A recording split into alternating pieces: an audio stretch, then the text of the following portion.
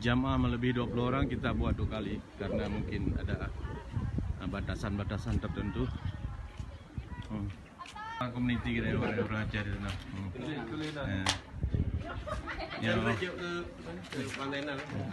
Sudarlun, komunitas masyarakat Aceh yang bermukim di Western Australia melaksanakan sholat Idul Fitri 1441 Hijriah di Wilson Centenary Pavilion Perth.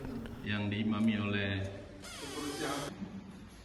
Irwan Hasbalah, warga New Zealand asal Gampung Are PD yang kini bermukim di Albany, berbagi video kepada Serambion TV. mudah-mudahan aman dan lancar. Pemerintah setempat disebutnya hanya memperbolehkan maksimal 20 orang jamaah pada setiap ruangan sholat.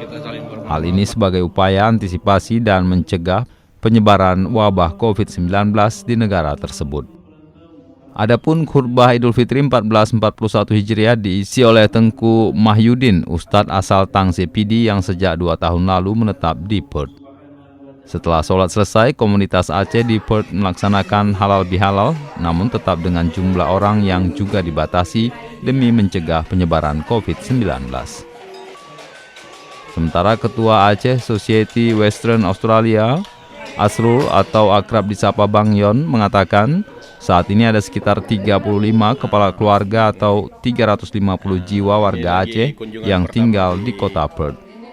Bang Yon mengatakan saat ini warga Aceh di Australia Barat sedang menggalang dana untuk mendirikan menasah. Insyaallah Dari Perth, Australia, Sudarlun, Irwan Hasbalah, Serambion TV. Yang lain komuniti Aceh kita akan kunjung bersama. Masalahnya saya